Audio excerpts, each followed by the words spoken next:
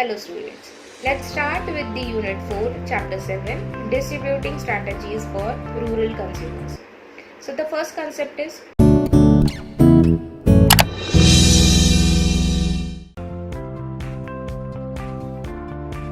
distribution and its channel. Distribution is central to the success of rural marketing strategy. It is one of the four elements of marketing mix. It can be done directly by the producer or service provider or using indirect channel with distributors or intermediaries. As you can see in the diagram, there are alternative routes of products flowing from producer to consumer. So there are intermediaries. For example, first you can see producer is directly selling to the consumer. Then next is producer is selling through retailer, and third one is producer is selling through wholesaler. So these are the intermediaries or the routes which the product is distributed to the consumers. And then what are the methods of distributions? The vans or company vehicles should be there to distribute the products, or you can hire the vehicles, or you can work independently, or you can sell the products through bullocks, carts or camels. Appointment of primary dealers. Who are the primary dealers you can get to distribute the products, or using urban wholesalers. So these are the methods you can distribute your products to the consumers. So here, what are the problems of physical distributions? First is transportation. Transportation facilities are very much less. Then warehousing, storage facilities, communication gap is there. Non-availability of the dealers. Poor availability of retail outlets are very less in the rural market. Inadequate bank facilities and income financial facilities. So these are the problem of physical distribution, which lack the product to reach the consumers. So the next concept is distribution strategies for FMCG and ITC. FMCG means fast moving consumer goods. So here, for example, Colgate-Palmolive have given 3 strategy pillars, which is physical distribution, customer making approach, modernization of sales operation, where the product has reached to the consumers physically, means door to door free samples are given to reach and make aware of that product. So next example is Emami. It is initiated new level of distribution with special focus on West Bengal, Andhra Pradesh, Uttar Pradesh and Maharashtra. The next example is for Godrej and Hindustan Unilever. Also has many projects that covered around 17,000 villages and many more to reach the products to its rural consumers. So these are the programs or the companies have reached to the core of the rural market. Then next is ITC. ITC means Indian Tobacco Company. It is the most committed and throughout out business strategy in rural marketing. So it introduced e-Chopal to link directly with rural farmers via the internet for procurement of agriculture products like soybean, coffee, wheat and prawns. So the farmers can directly link their products through this concept. So next is storage and warehousing. So what do you mean by storage? It involves holding and preserving goods from the time they are produced until they are needed for consumption. So the need is to agriculture products are produced seasonally but consumed throughout the year. So it needs storage. It helps price stabilization also. So the storage types is gunny bags, earthen containers, room-like structure made of wood, which helps to prevent from insects, birds, moisture, etc. So similarly, warehousing are the scientific structure especially constructed for the production of quality and quantity of stored products. So the need for warehousing is for large bulk agriculture commodities. It maintains price stabilization also, financing and marketing intelligence. So the types of warehousing is private warehouses, public warehouses, bonded warehouses, special commodity like refrigerators for preservatives. So these are the types of storing the agriculture products or consumable products. So the next concept is regulated market. A regulated market is one which aims the elimination of unhealthy and surplus practices, reducing marketing charges and providing facilities to the producer seller in the market. It also prevents to exploitation of farmers by overcoming the handicaps in the market of their products. So what are the significance or advantages of regulated market to agriculturists or farmers? So first is eradicating undesirable malpractices, giving rationalism of market charges, giving fair dealing to the producers, giving perfect conditions, market intelligence. Then it also improves rural communication, and it also settlements the disputes among the sellers, and also gives the benefit of cash and carry system. Then provides facilities also, correct weight are done in the market. Then it gives you reasonable prices, it gives you grading facilities also. Means these are the advantages where the farmer or the producer gets fair price of the product.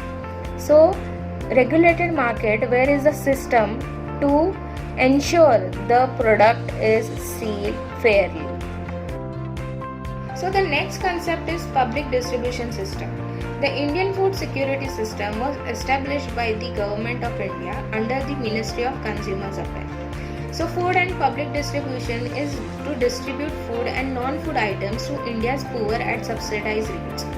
So PDS means public distribution system is a government sponsored chain of shops entrusted with the work of distributing basic food and non-food commodities to the needy sections of the society at very cheap prices.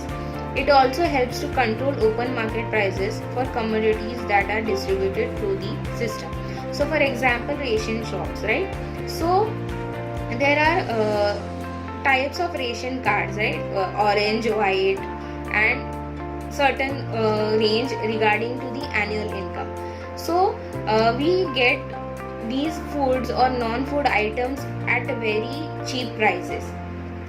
Next concept is Agriculture Produce Committee. So an Agriculture Produce Market Committee is a marketing board established by the state governments in India to ensure farmers are safeguarded from exploitation by large retailers, as well as ensuring the farm to retail prices that does not reach excessively high levels. Means similar to regulated markets, which also safeguard the exploitations by the retailers.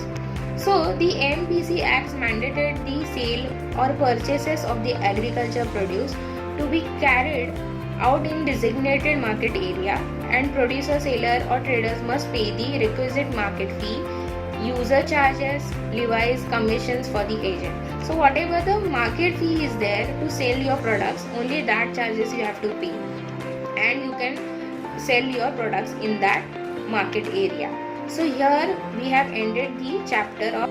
Hello students, let's start with the unit 4, chapter 8, communication strategy. So communication is very much important. The people should be aware what is the product giving you the satisfaction. So what are the challenges in rural communication?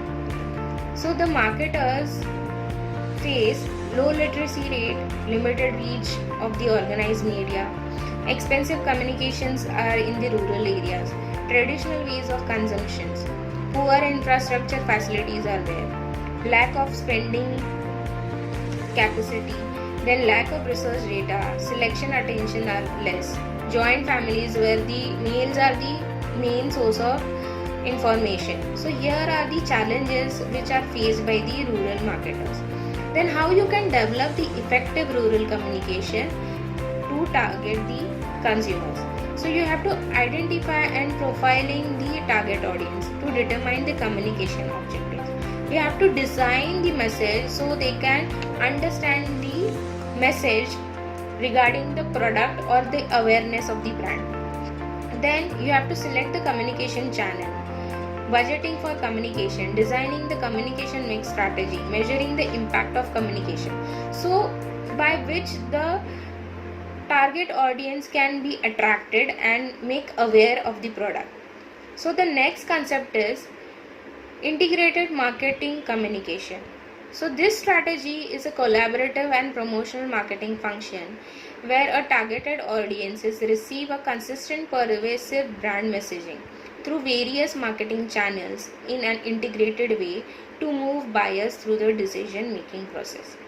So this IMC can use to develop brand awareness, increase consumer demand, and change beliefs towards a product. So as you can see in the picture, there are various sources of media you can make aware regarding the products and brands. So there are multimedia, social media, mobile ads, TV ads, hoardings, public newspapers, websites. These are the strategies to promote the products. Then next is rural media for communication. What are the types of communication you can convey your message or to convey the awareness of the product? So these are conventional mass media, for example newspaper, magazine, TV, cinema, radio, outdoor hoardings, etc. Non-conventional mass media like wall paintings, folk media, puppetry show, folk theatre, interactive games, music records, mandis, hats, melas, like this. So, and nowadays rural communications, internet and mobile have played the most important market role for the growth of rural markets. Then the company like Reliance, BSNL, Airtel, etc. have given maximum attention on village for expansion of network. DTH services like Tata Sky, Dish TV are also available. So you can reach to the consumers in rural areas. So the last concept is developing effective basic marketing communication strategy. So while developing effective communication, marketers have to keep in mind the following aspects. First is message design. This is the most crucial part of developing a communication campaign. So the marketer must keep in mind what is the design and appropriate message should be there. Then message format, what should be the copy, color, layout, words, or the format of the message should be convey the consumers. Then choosing medias, like it includes hearts, local mandis, local grocery shops, village center, community halls, healthcare centers, etc. So these are the medias you can choose. Then selection of message source, who can be your source to convey the message easily. The people like sarpanch or a village priest, different caste and communities heads, or the headmasters of the schools. So these are the people familiar in the village, so they can convey the message easily. Then lastly, socially responsible BOP communication.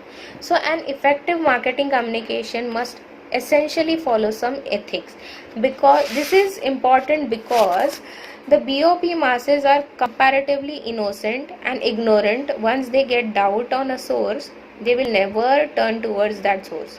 So the marketers must remember that BOP customers are highly sensitive. So this villagers should be taken care of very what you can say, handle with care, so they can easily get convince or get doubt. What you can never say what the consumer's mind is there, so you need to convey your message very effectively. So these are the communication strategies you can apply in the rural areas. So with this we have end with this chapter and hope you have understood all the units of rural marketing. Thank you.